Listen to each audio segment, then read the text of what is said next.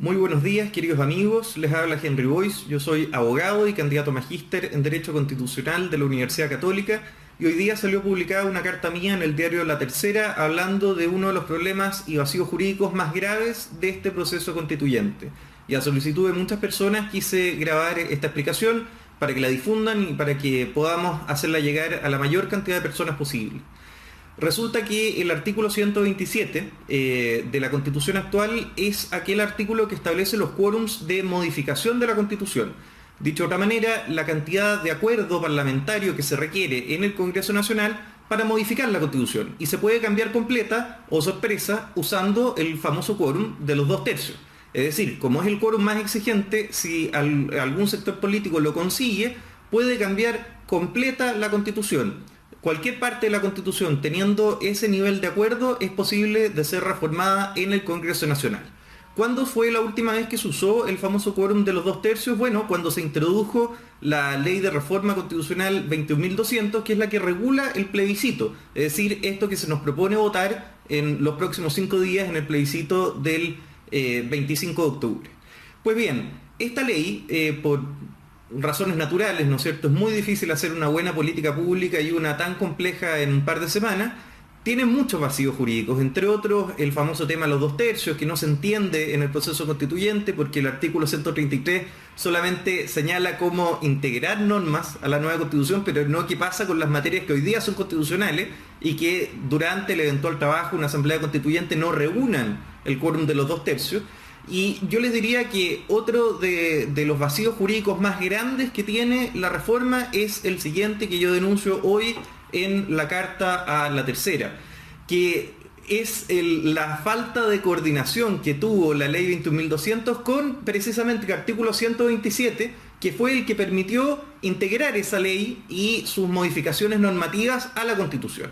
¿Por qué? Porque la ley 21.200, si es que gana el apruebo el domingo, crea un proceso constituyente y crea un órgano nuevo que no existe hoy día, que es la Asamblea Constituyente. Sea que sea una asamblea mixta o 100% electa, las dos son asambleas constituyentes y es un órgano, una institución que no existe hoy día en Chile.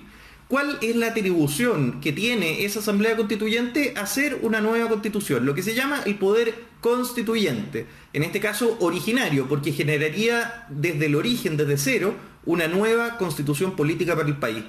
Pero resulta que esta ley 21.200, que como les digo fue introducida gracias al artículo 127, no dijo nada respecto al artículo 127 en el caso que ganara el apruebo. Entonces se da la paradoja y el complejo escenario de que si gana el apruebo este domingo vamos a tener dos órganos jurídica y constitucionalmente legitimados para poder hacer cambios constitucionales.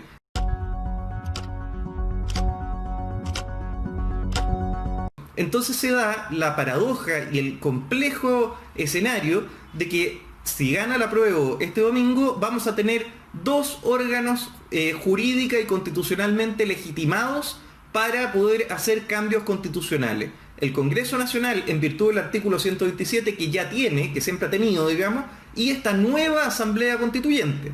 Y eso tiene innumerables problemas. Primero porque va a haber un conflicto de competencias permanente. ¿Quién va a hacer las normas constitucionales? ¿El Congreso Nacional, en virtud de su facultad constituyente derivada, que deriva del artículo 127, o la Asamblea Constituyente?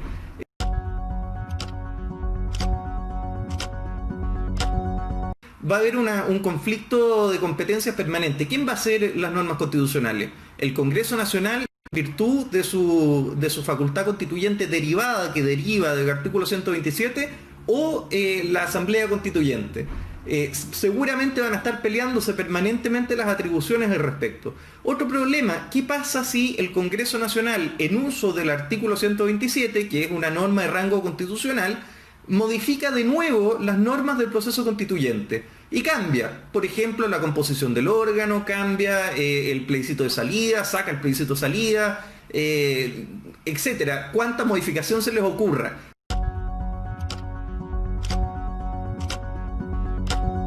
Y cambia, por ejemplo, la composición del órgano, cambia el plebiscito de salida, saca el plebiscito de salida, etcétera, cuánta modificación se les ocurra después de que haya ganado la prueba. Es decir, los políticos de siempre pueden cambiar las reglas del juego a su guisa durante el proceso, incluso después de ganado la prueba. Nos pueden cambiar las reglas del juego por las cuales nosotros estamos votando.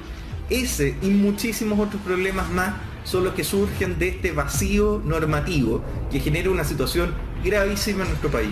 Por favor, difúndanlo. Esto es de lo más grave que nos ha pasado el último tiempo. Nos pueden robar el país.